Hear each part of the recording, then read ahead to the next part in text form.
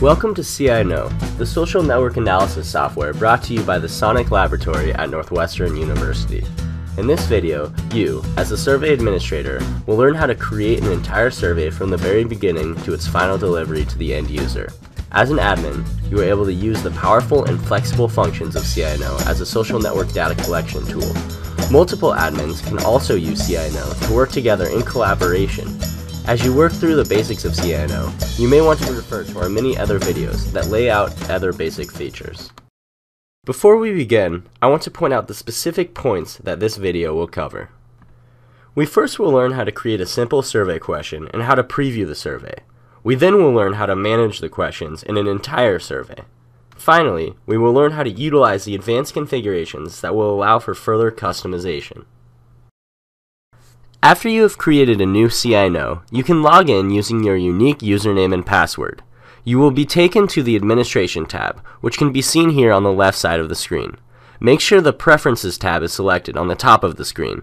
You should now see a page that allows you to fill out a name for your survey and a short description.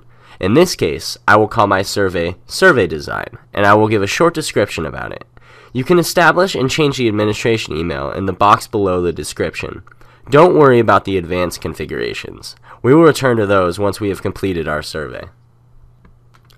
Let's start our survey by making the first question. Navigate to the SurveyDesign tab at the top of the screen. On the new page, you will see a table that allows you to manage and rearrange the survey questions. To create a new question, scroll down to the yellow administration bar and click New. This will open a new page. I will label this question Question 1. The name box is only for CINO's internal code and cannot exceed 15 characters. Now we must choose a question type. There are 19 question types to choose from. For more information on these types, watch the 19 question types video. In our case, let's make a simple choice question, which will allow users to answer based on multiple options. Now let's click Create. The new question appears in the Question Manager field. After selecting the questions, options to modify it will appear on the right-hand side of the window.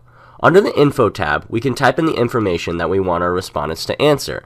Under the Categories tab, we can fill out the answers that we want our respondents to choose from. Once we have the question created, we can preview the survey by either clicking on the Preview button on the yellow Administration tab or clicking the Survey tab on the top right of the screen. Now we are ready to create the rest of our survey. I have created a survey with 19 questions, each representing the different question types. I can change the order of these questions by dragging and dropping them. I can also delete them in the yellow administrations bar. You will notice that some of the questions are highlighted in red. That is because I have not saved my survey. Once I click Save, the questions will turn again to black. Once the survey is completed, we have several options to customize our survey as a whole. Let's go back to the Preferences tab in the Administration section. If we click on the Advanced Config button, a list of options pop up for us to choose from. Let's see how each of these options will change our survey.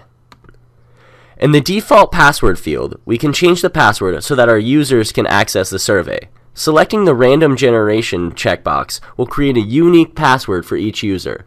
In the drop-down menu below, we can choose which groups of nodes will have the changed password. Selecting the Show Login List checkbox will show a list of users on the login page before the users start the survey. You can allow users to add new nodes by selecting the Allow Self-Registration checkbox. The default drop-down menu lets us choose which groups we want this feature to apply. The Force to Change Initial Password checkbox prompts users to provide their own password after entering in the default password. Choosing the Survey checkbox will allow users to have access to the survey section in the menu bar on the left-hand side of the screen. The Show Survey Navigation box provides a drop-down menu that allows users to navigate between questions during or after the survey. The Require Survey Password prompts users to enter the survey password only when security is turned off. Selecting the Show Tagging Game, Show Report, and Show Visual Analytics will give users access to each of these sections on the left-hand side of the screen. The Show Raw Attributes and Report selection will allow users to see results from their users in the Report section. Checking the Show Publishing Saved Visuals box will let you, as the administrator, publish the visualizations on another website. Selecting the Show Recommendations allow users to use the Recommendations tool on the left-hand side of the screen. The Login Mode drop-down menu controls what users will see before they take the survey.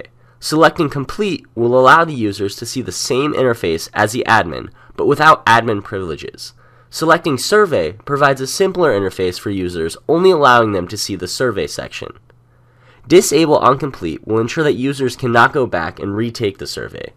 Clicking Save will apply our new preferences for the survey.